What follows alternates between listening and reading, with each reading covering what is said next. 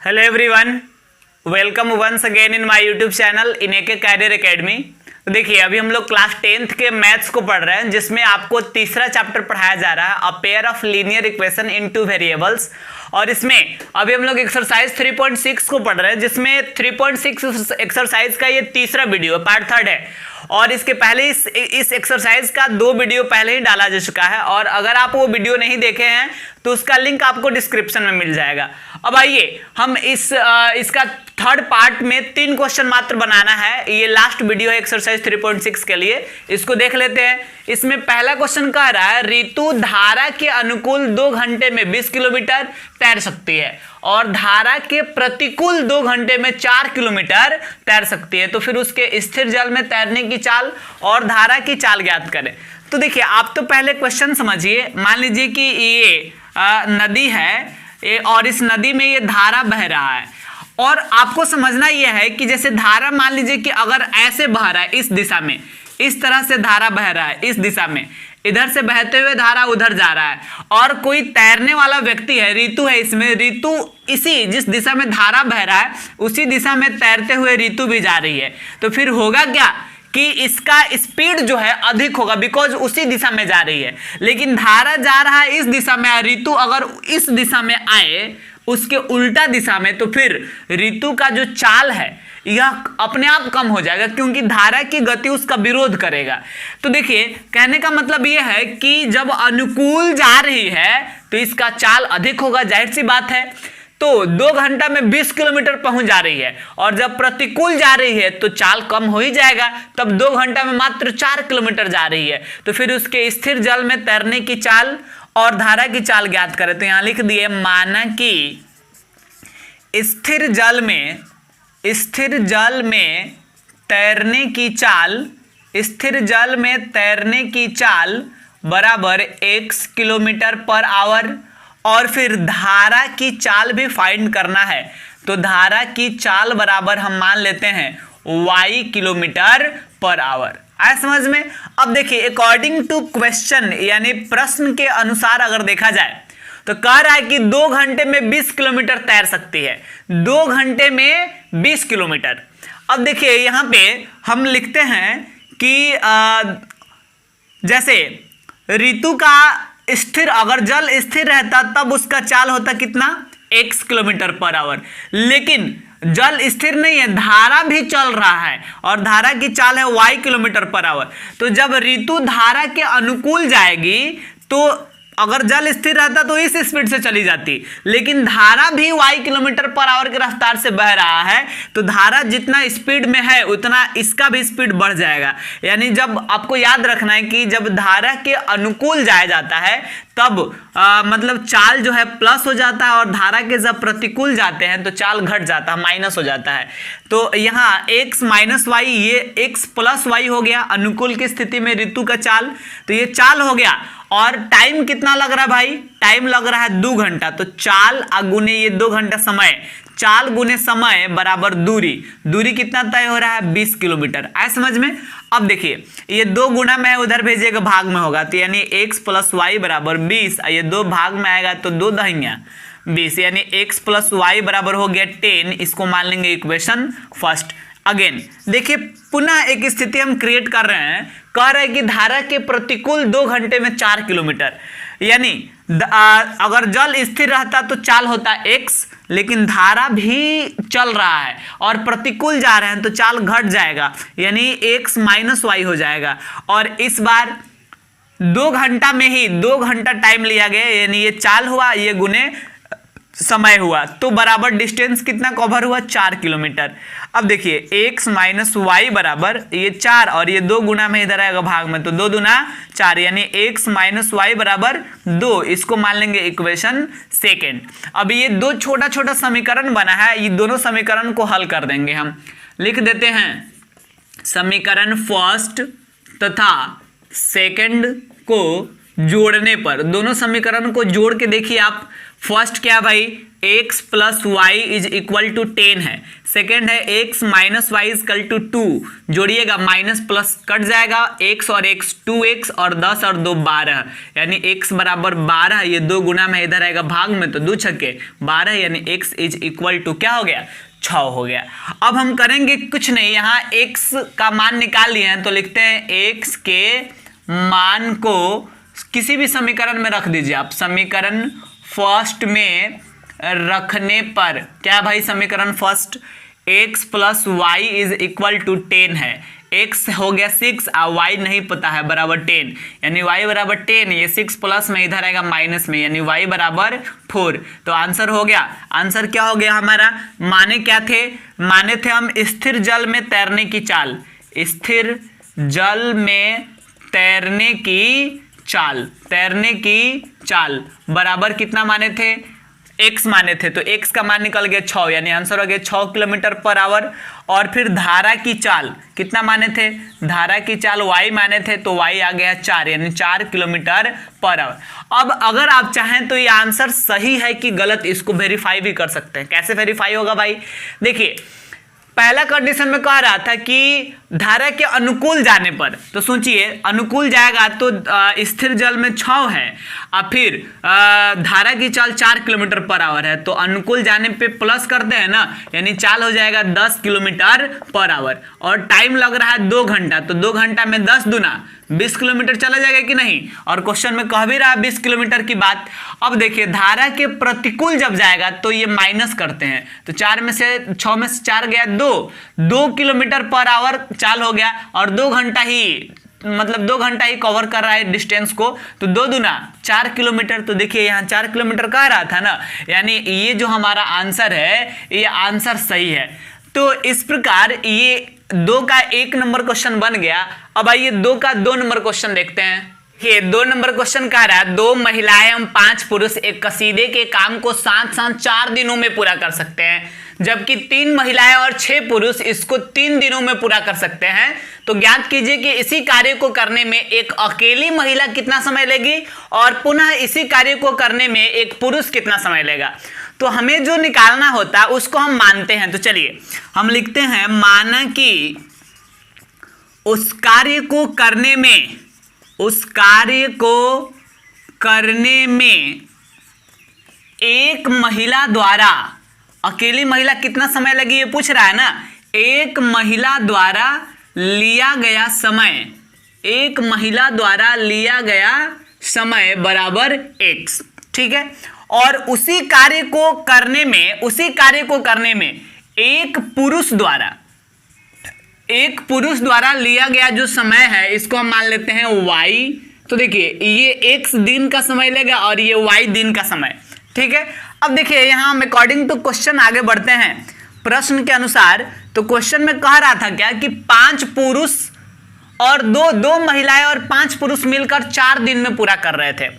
तो आपको समझना है कि यहाँ एक महिला किसी काम को x दिन में कर रही है, इसका मतलब वो एक दिन में कितना काम करेगी, यही समझने वाला चीज है। और आप ध्यान देंगे यहाँ पर देखिए, जैसे मान लीजिए कि ये कोई काम है, इतना सा काम है, ठीक है, इतना काम करना है, और एक दिन में जैसे आप समझिएगा एक व्यक्ति जो है, एक व्यक्ति मात्र एक व्यक्ति है, एक आदमी है जो इसको 2 दिन में काम को कंप्लीट कर रहा है। 2 दिन में इसको कंप्लीट कर दिया, तो बताइए 2 दिन में पूरा कर रहा है, इसका मतलब एक दिन में 2 दिन में पूरा काम कर रहा है। तो एक दिन में कितना काम कर पाएगा, एक दिन में आधे काम न करेगा जी। 2 दिन में पूरा कर रहा है तो एक दिन में क्या करेगा, आधा काम करेगा, यानी 1/2 1/2 भाग काम करेगा। तो देखिए यहाँ 2 दिन था तो 1/2 भाग किया।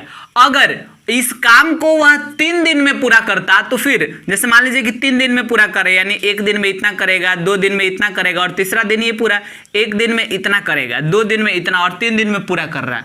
3 दिन में पूरा कर रहा है, इसका मतलब एक दिन में मात्र 1/3 ना काम कर पाएगा जी, यानी एक दिन में 1/3 भाग ही काम कर पाएगा। तो यहाँ पे जो दिन की संख्या है उसको हम नीचे लेकर चले जा रहा है, उतना भाग हो रहा है। तो ठीक वैसे ही आपको समझना है कि एक महिला द्वारा लिया गया समय कितना है, x दिन, यानी एक महिला x दिन का समय ले रही है। तो एक दिन में वह 1/x भाग काम करेगी, एक दिन में 1/x भाग काम करेगी। और एक पुरुष y दिन का समय ले रहा है, यानी एक पुरुष एक दिन में 1/y भाग काम करेगा। आया समझ में? अब देखिए, दो महिलाएं हैं, एक महिला एक दिन में इतना काम करेगी, दो महिला है तो इसका डबल काम हो जाएगा। और एक पुरुष इतना काम करेगा, लेकिन 5 पुरुष है तो इसका 5 गुना काम हो जाएगा। अब प्लस दोनों को जब हम मिला दे रहे हैं, दोनों को जोड़ दे रहे हैं, तो इस काम को पूरा करने में कितना टाइम लग रहा है, 4 दिन, यानी 1/4, 4 दिन लग रहा है। तो 4 दिन में पूरा हो रहा है, यानी एक दिन में 1/4 भागना पूरा होगा जी। ठीक है, अब देखिए यहाँ पे 2 एकम 2/x अब प्लस 5 एकम 5 बट्टा y अब बराबर 1/4, इसको मान लेंगे समीकरण फर्स्ट, सिंपल। अब देखिए पुनः एक और कंडीशन क्वेश्चन में दिया हुआ, क्या भाई, अभी हम आपको समझाए कि एक महिला किसी काम को एक दिन में 1/x भाग कर रही है, और एक पुरुष एक दिन में 1/y भाग कर रहा है, और 3 महिला है, इस बार 3 महिला, तो 3 से गुना कर दीजिए, और 6 पुरुष है तो इसमें 6 से गुना कर दीजिए, और तब 3 दिन में ही पूरा हो जा रहा है। तो बराबर 3 दिन में काम पूरा हो गया, यानी एक दिन में 1/3 भाग, तो ये हो गया 3 एकम 3/x, ये हो गया 6 एकम 6/y अब बराबर 1/3, इसको मान लेंगे समीकरण सेकंड। अब देखिए बस यहीं तक प्रॉब्लम था, ये 2 समीकरण बन गया, अब तो बनाना एकदम आसान हो गया। अब आप इसको विलोपन विधि से ही हल कर लीजिए, यहाँ 2 है यहाँ 3 है, तो 3 से इसमें गुना कर दीजिए और 2 से इसमें गुना कर दीजिए।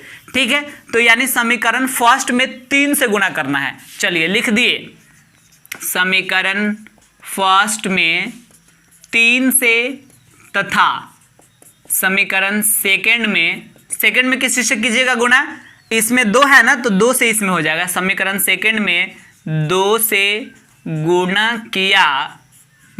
किया तथा घटाया। अब देखिए क्या होगा, समीकरण फर्स्ट में आप 3 से गुणा कीजिए तो 3 दूना 6/x और 3 पचे 15/y बराबर 1/4 है, 3 से गुणा कीजिएगा तो 3/4। अब सेकंड में 2 से गुणा करना है तो 2 तिहाई 6/x, 2 छक्के 12/y और 2 एकम 2/3। लीजिए अब घटाना है इसको, तो माइनस माइनस माइनस चिन्ह बदल गया, 6/x माइनस 6/x कट गया। 15/y में से 12/y घटाएंगे तो क्या बचेगा, 3/y। 15/y में से 12/y घटा दिए, 3/y बचा। इधर है 3/4 माइनस 2/3, यही ना है जी। तो ये हो गया हमारा 3/y इज इक्वल टू, क्या हुआ, 3/y इज इक्वल टू हो गया, इसका लघुत्तम 12 होगा ना 12, तो 4 से ये 12 3 बार में कटेगा तो 3 तिहाई 9 माइनस 3 से ये 12 4 बार में कटेगा तो 4 दूना 8। अब लीजिए ये हो गया 3/y इज इक्वल टू 9 में से 8 लेस कीजिएगा 1/12, क्रॉस इंटू कीजिए y एकम y और 12 तिहाई 36, यानी y का मान कितना निकल गया, 36। अब आपको क्या करना है कि y का जो मान निकला है इस मान को आप किसी समीकरण में भर दीजिए। तो देखिए यहाँ 2 समीकरण बना है, फर्स्ट और सेकेंड। हम क्या करते हैं, इसी को मिटाते हैं, पहले आप इतना उतार लीजिएगा फिर उसके बाद आगे बढ़िएगा। चलिए हम आप समीकरण सेकेंड में मान भर दीजिएगा, इसको हम मिटा दे रहे हैं। ठीक है, चलिए यहाँ हम लिखते हैं y का जो मान निकला हुआ है उसको हम समीकरण सेकेंड में रखेंगे, फर्स्ट में भी रख के आप बना सकते हैं। तो देखिए y का मान निकला कितना है, 36। चलिए लिख दिए हम यहाँ पे कि y के मान को समीकरण सेकेंड में रखने पर क्या है भाई समीकरण सेकेंड, तो समीकरण सेकेंड है 3/x अब प्लस 6/y, और y की जगह पर कितना रखना था, 36, y का मान 36 निकाले थे बराबर 1/3, तो 6 छक्के 36। अब देखिए 3/x इज इक्वल टू 1/3 और यहाँ ऊपर कुछ नहीं तो 1 है, 1/6 प्लस में है, इधर भेजिएगा तो 1/6 क्या होगा, 1/6 माइनस में हो जाएगा। अब देखिए, अब यहाँ हो गया 3/x और इसका लघुत्तम लीजिएगा 6 होगा, 3 दूना 6 तो 2 एकम 2, 6 से 6 कट गया तो 1 बचा। अब लीजिए 3/x इज इक्वल टू 2 में से 1 गया 1 अब बटा 6, क्रॉस गुणा कीजिए यानी x बराबर 6 3 18, तो x बराबर हो गया 18 y का मान हम अभी निकाले, y का मान कितना निकाले 36। इसका मतलब ये हुआ कि एक महिला द्वारा लिया गया समय, एक महिला द्वारा लिया गया समय बराबर x माने थे तो x का मान कितना निकल गया 18, यानी महिला जो है 18 दिन में काम कर देगी, अकेली महिला। और एक पुरुष द्वारा लिया गया समय, एक पुरुष द्वारा लिया गया समय बराबर कितना हो जाएगा भाई, y माने थे y 36 आ गया, यानी एक पुरुष अगर उस काम को करना चाहे तो कितना दिन का समय लग जाएगा 36 दिन का। ये जो है हमारा सही आंसर हुआ।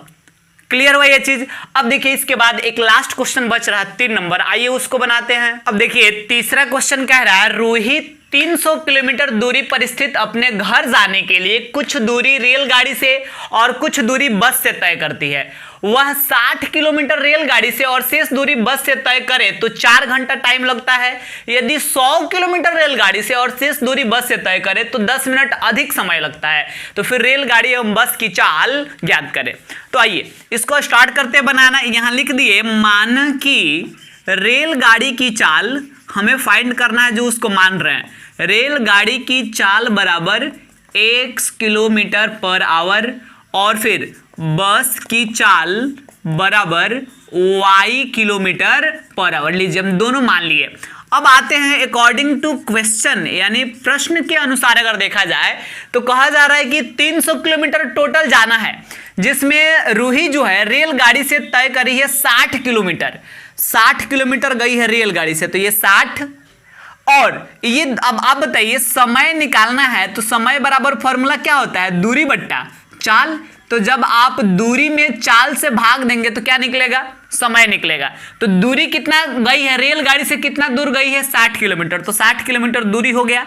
और चाल कितना है रेलगाड़ी का x है, तो 60 बटा x लिखने का मतलब क्या, 60 हो गया रेलगाड़ी से तय किया गया दूरी और चाल हो गया रेलगाड़ी का x, तो 60 बटा x। इसका मतलब क्या, 60 बटा x का मतलब क्या, 60 किलोमीटर रेलगाड़ी से तय की है, रेलगाड़ी की चाल x है। इसका मतलब रेलगाड़ी से दूरी तय करने में कितना समय लगेगा ये निकला। ठीक है, अब देखिए और आगे चलिए। 60 किलोमीटर रेलगाड़ी से गई है, 300 किलोमीटर टोटल जाना है, यानी बस से कितना जाना पड़ेगा, बस से जाना पड़ेगा 240 किलोमीटर, क्योंकि 300 किलोमीटर टोटल जाना है, 60 किलोमीटर ना रेलगाड़ी से गई है, यानी 240 किलोमीटर बचा। तो 240 किलोमीटर दूरी हुआ। अब बस का चाल है y, तो दूरी बट्टा चाल, ये भी समय निकल गया।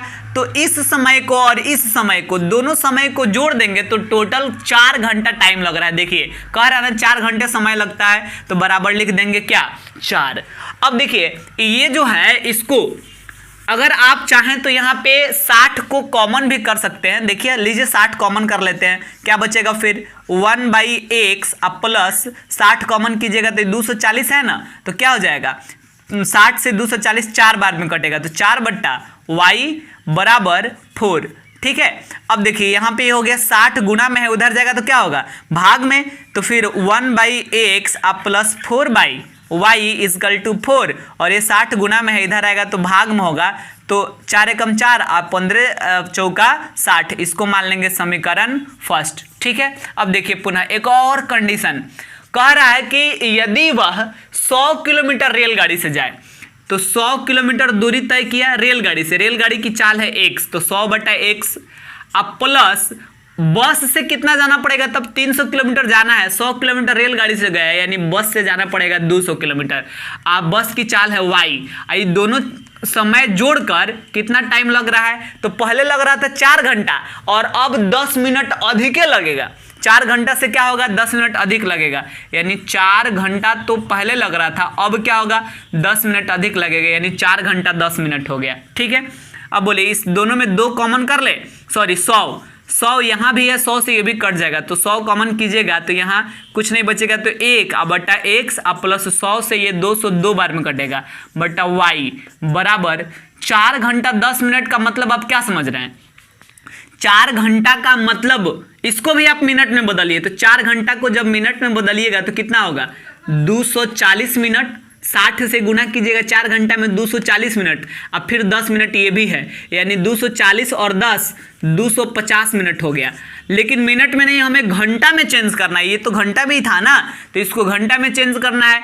250 मिनट है, घंटा में चेंज करने के लिए 60 से भाग देते हैं, लीजिए 0 से 0 कट जाता है। अभी हो गया 1/x plus 2/y is equal to 25/6, और ये 100 गुना में है, इधर आएगा तो 100 क्या होगा भाग में, तो 25 चौका 100, यानी 1/x अब प्लस 2/y इजकल टू ऊपर कुछ नहीं बचा तो 1 अब बटा नीचे 6 चौका 24, इसको मान लेंगे समीकरण सेकंड। अब ये दो समीकरण बना है, एगो बना है 1/x प्लस 4/y बराबर 1/15, और ये दूसरा समीकरण है।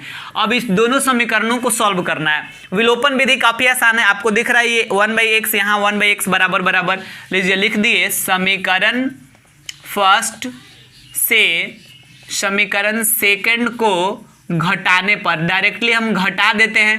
फर्स्ट क्या जी 1/x is plus 4/y is equal to 1/15, second है 1/x plus 2/y is equal to 1/24, घटाइए माइनस माइनस माइनस ये कट जाएगा, 4/y में से 2/y घटाइएगा तो 2/y बचेगा, और इधर है 1/15 माइनस 1/24, तो 2/y इज इक्वल टू 15 और 24, इस दोनों का एलसीएम निकालिएगा तो होगा 120। 15 से 120 8 बार में कटेगा, 24 से 120 5 बार में कटेगा, यानी 2/y बराबर 8 में से 5 गए 3 अब बटा 120, तो 3 से ये कट जाएगा 40 बार में। अब क्रॉस गुना कीजिए, y बराबर 40 दुना 80, y का वैल्यू कितना निकाल लिए 80 निकाल लिए। अब देखिए y का मान तो निकल गया, अब इस y के मान को हम किसी भी समीकरण में रख सकते हैं। तो लीजिए हम करेंगे क्या कि यहां लिख देते हैं y के मान को समीकरण फर्स्ट में ही रखिए, आपकी मर्जी, जिस समीकरण में रखना चाहे रख सकते हैं। लीजिए हम लिख दिए y के मान को समीकरण फर्स्ट में रखने पर क्या है जी समीकरण फर्स्ट 1/x प्लस 4/y, और y के जगह पे हमें कितना भर देना है 80 भर देना है, बराबर 1/15। अब देखिए 4 से 80 20 बार में कट जाएगा, ऊपर कुछ नहीं बचा तो 1।